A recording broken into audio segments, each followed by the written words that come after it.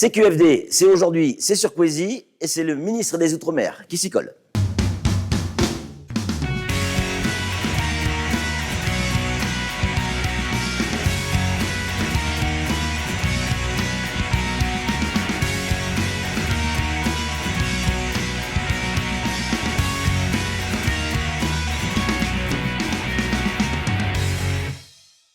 Monsieur le ministre, bonjour. Bonjour. Merci de nous accorder un petit peu de temps. On va essayer de vous découvrir. On vous connaît pas à Mayotte, on connaît pas notre ministre des Outre-mer. Je sais que vous allez venir bientôt, normalement, c'est ça? Ah oui, je suis déjà venu, à vrai dire, hein, Ouais. mais j'étais pas ministre. Oui, Mais en tant que ministre. Ouais, mais c'était aussi bien de venir sans être ministre. Ah parce oui que ça m'a permis de me déplacer, de découvrir une partie de Mayotte Sans pression. pression, sans ouais. organisation de sécurité particulière. Ouais. C'était en 2015, 2016, fin 2015 je crois. C'était pour la primaire de Bruno Le Maire qui était candidat pour la primaire de la droite et du centre. Et j'avais pris 2 longues journées sur l'île et j'ai vraiment eu un coup de cœur pour l'environnement, pour la nature, pour les paysages, mais aussi pour quelques rencontres amicales avec lesquelles j'ai gardé contact. Et à cette époque, vous imaginiez pas une seule seconde qu'un jour vous Pas seriez un seul ministre instant. des Outre-mer. Pas un seul instant. Ouais. Donc voilà, donc quand je vais revenir à Mayotte, ça sera assez rapidement, évidemment, avant la fin de l'année, mais ça sera évidemment dans un environnement différent, mais je vais essayer de garder aussi un tout petit peu cette liberté-là dans la manière de faire des rencontres. Alors, on va surtout, si vous êtes d'accord, monsieur le ministre, rester sur cet anniversaire qui approche, les 10 ans de la départementalisation. Au mois de mars, ouais. Exactement. Donc, on va essayer de parler un petit peu de tout, parce que tout est lié. Qu'est-ce qui a bien marché pendant ces 10 ans? Qu'est-ce qui a moins bien marché? Et surtout, qu'est-ce qu'on pourra faire? Parce qu'il va peut-être falloir parler d'après ces 10 ans. Première question, peut-être un peu crue, mais on est sur Poésie, personne ne nous écoute. Un petit peu quand même. Non, plus sérieusement, est-ce qu'on s'est trompé? Il y a des gens aujourd'hui à Mayotte qui pensent que la départementalisation, on s'est gouré. C'était pas le bon choix. Selon vous? Mais déjà, peut-être qu'on pourrait définir ce que c'est que la départementalisation, parce que avec le temps, on finit par faire dire à ce mot et à ce processus des choses qui parfois ne recouvrent pas la vérité. C'est pas faux. La départementalisation, c'est devenir un département dans la République. Ouais. Bon. La France aime Mayotte, Mayotte aime la France. Ouais. Donc, que Mayotte devienne un département au sens complet du mot de la départementalisation, au sens républicain du terme, moi, c'était une bonne chose. Et je pense que celles et ceux qui l'ont souhaité, qui l'ont voulu, pour lesquels ils se sont battus, ils ont bien eu raison de le faire. Hein. Bon.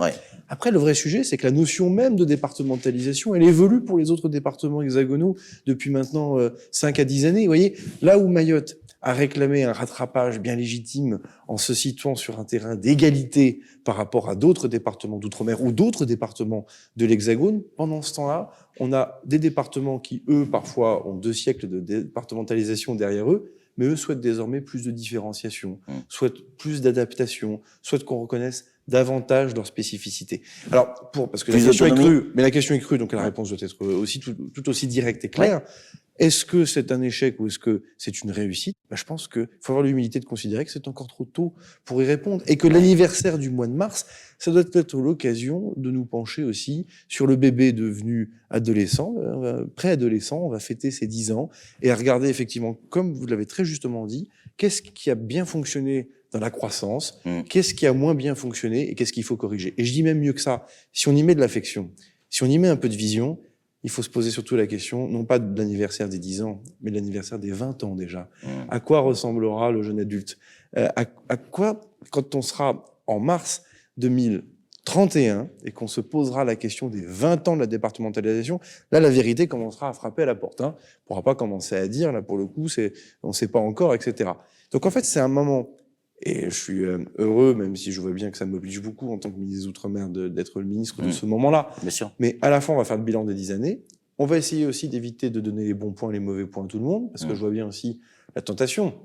Si on commence à dire ce qui fonctionne et ce qui fonctionne pas, il y a tout ce qui fonctionne, il y aura plein de papas et plein de mamans pour dire c'est grâce à moi, et puis tout ce qui fonctionnera pas bien, on dira c'est la faute de l'autre. Bon, l'autre pouvant être l'État, ou pouvant être les collectivités territoriales, pouvant être les entreprises. Moi, je pense que si on fête un anniversaire, c'est qu'on est tous ensemble autour d'une table et qu'à un moment donné, on regarde les choses avec le sens de l'intérêt général. C'est vrai, le sens de la vérité. Voilà, il va falloir quand même pointer du doigt ce qui a pas marché, parce que je compte bien le faire. Voilà, parce que il y a quand même nos concitoyens à Mayotte qui, pour certains, pas tous, pour certains, ne se sentent pas à l'aise dans ce département. Pas dans le département, mais dans ce département. Oui, mais ça, on revient On a fait des erreurs à la quelque part. question du cadre de vie, on revient à la question de l'immigration, on revient à la question On va y de venir. la sécurité. Bien on sûr. revient bon, bref. Donc ça, est-ce que déjà tout est lié à la départementalisation? Certains mots que connaissent les... Ouais. Pas tous. Mais c'est bien de commencer à le dire, puisqu'on a un peu de temps ensemble. Bien Là, sûr, on peut commencer à poser C'est des clair. jalons pour le dire.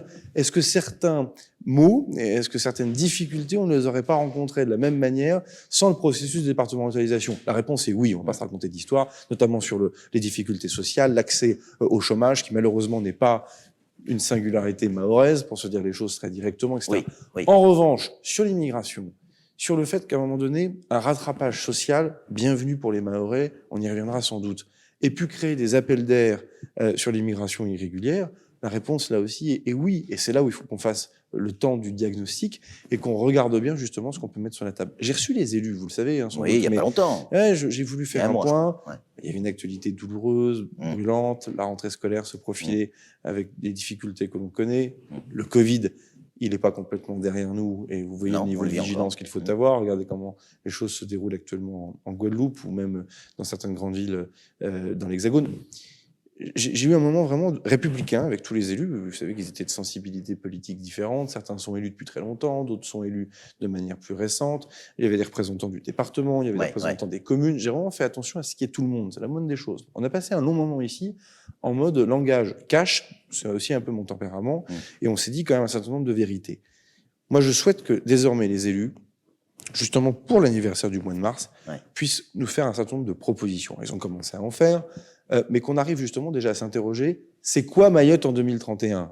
Ça n'élude pas les difficultés du moment, là aussi j'imagine qu'on va y revenir, et on est en train de faire des choses, on va se reparler de Chicandra, on va se reparler de l'adduction d'eau potable, autant de sujets sur lesquels je suis hyper mobilisé et sur lesquels j'ai envie de faire des choses et sur lesquels je suis très attaché aux résultats, et on va pas se payer de mots. Un de mes conseillers de mon cabinet s'est rendu à Mayotte il y a maintenant 10 jours et a fait un large tour d'horizon pour préparer discrètement ma venue bientôt, donc tout ça avance. Mais on va mentir aux Mahoraises et aux Mahorais si on se dit pas une vérité. C'est on veut que ça ressemble à quoi et on attend quoi la départementalisation en 2031. Mais votre avis à vous, monsieur le ministre, est-ce que vous croyez que Mayotte peut ressembler à un département d'outre-mer comme la Martinique, la Guadeloupe ou la Réunion? Ou alors, ça sera un département français, il n'y a pas de problème. La réponse est dans votre question. Je sais pas. Il ne se ressemble pas déjà. Pardon, mais l'organisation politique administrative de la Martinique n'est pas celle de la Guadeloupe, qui n'est pas celle de la Guyane. Et c'est ça, en fait, qu'on n'a pas assez dit. C'est que la départementalisation, elle a été regardée. En fait, elle est encore à construire.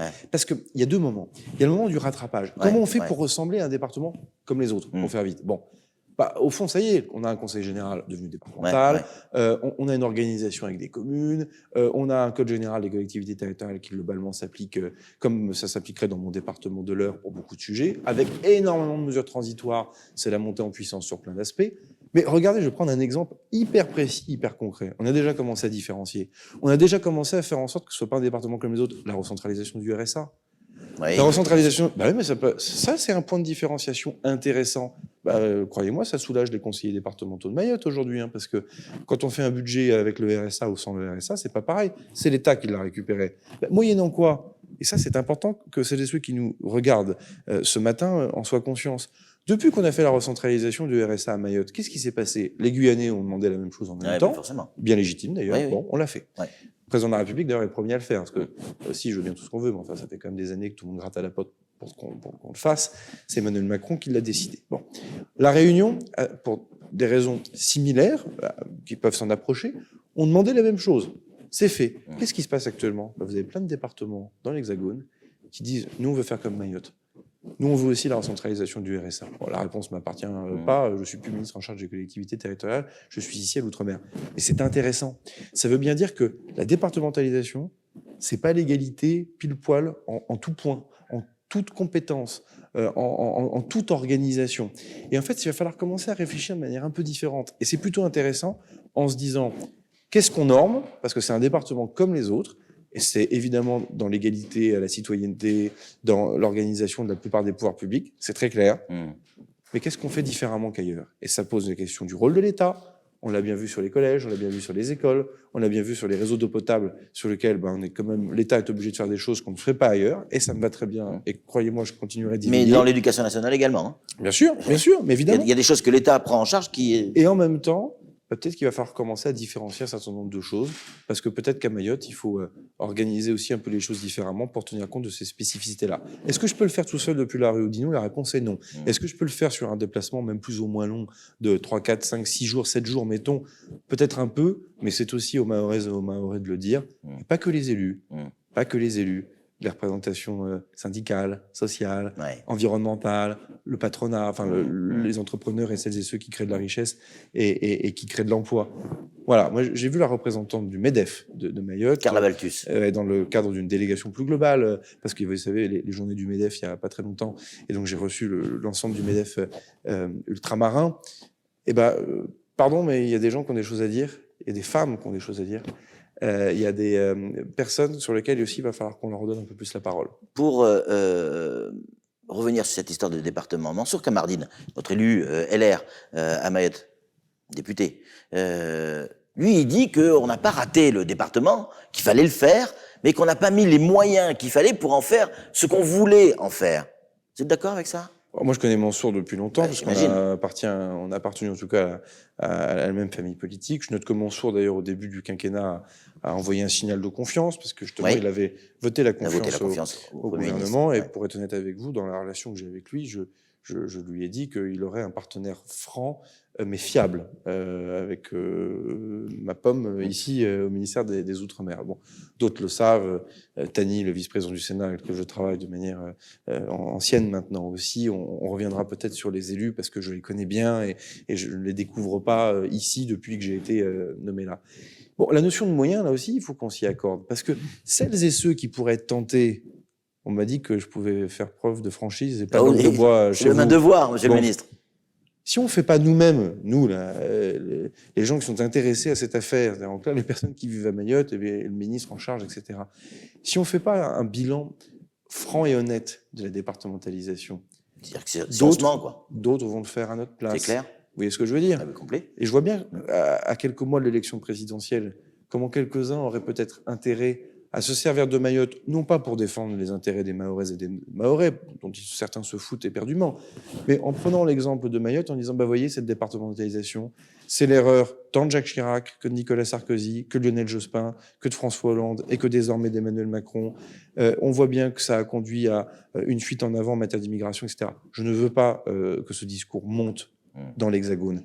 Et croyez-moi, Madame Le Pen et quelques autres sont évidemment en embuscade pour se servir de Mayotte, se servir du malheur parfois qui s'abat sur Mayotte pour essayer de faire de la politique nationale. Donc, pour répondre à Mansour, faut aussi s'accorder sur c'est quoi réussir la départementalisation.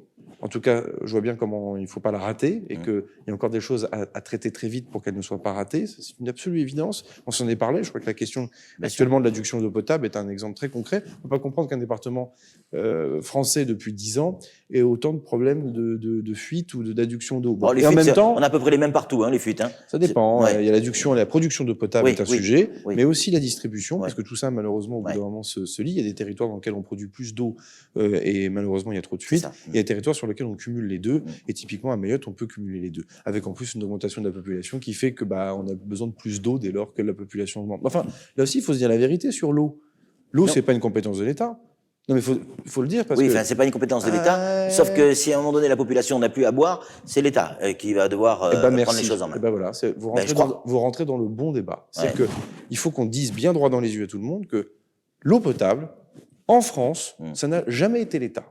Mais même dans l'Eure, chez moi, ça n'a jamais été l'État. Ça a toujours été une compétence décentralisée. Ça a toujours été les communes, les syndicats de communes, des régies communales, etc. Oui, mais on construit tout ça. Mais attendez, on n'est pas prêt encore. Je rassure tout de suite. Si, l'État sera toujours au rendez-vous pour évidemment protéger les populations à Mayotte. Donc évidemment qu'on fait du rattrapage. Plan de relance, on met 40 millions d'euros sur les réseaux d'eau. Il ne faut pas vous inquiéter, on le fait. Je dis juste qu'il faut bien essayer. La citoyenneté, c'est aussi une dimension de vérité et d'éducation aussi sur qui fait quoi. Quand on vote aux élections municipales, on doit savoir pourquoi on vote. Quand on va voter aux élections départementales au mois de mars, on doit savoir sur quelles compétences on vote. Puis quand on va voter pour le président de la République en avril et mai 2022, on doit aussi savoir pourquoi on vote. Et quand on votera aux législatives en juin, on devra aussi savoir pourquoi on vote. L'eau, c'est une compétence du bloc communal sur lequel le conseil départemental peut aider et sur lequel l'État peut accompagner. Ça renvoie pas la patate chaude au maire, parce que j'ai été maire moi-même, donc je vais pas commencer à jouer à ce jeu-là. Mais rien que de le dire, déjà, ça permet aussi de dire quelques vérités sur l'organisation des choses. J'aurai l'occasion de rediscuter avec les élus, dont le député Kamardine et quelques autres. La notion des moyens, sur le débat sur les moyens, moi, je suis prêt à l'avoir. Très objectivement, je suis prêt à l'avoir. Mais si on se regarde droit dans les yeux, on sait très bien que sur certains sujets, c'est pas qu'une affaire de moyens. C'est clair. Vous restez avec nous si vous êtes d'accord. Si je suis plus là après, c'est que je suis parti. On va tourner une page de pub et on va se retrouver juste après pour évoquer. On va revenir sur le problème de l'eau, ce côté où certains Mahorais se sentent mal à Mayotte actuellement et certains quittent Mayotte. On va en parler dans un instant. La pub sur Cauzy.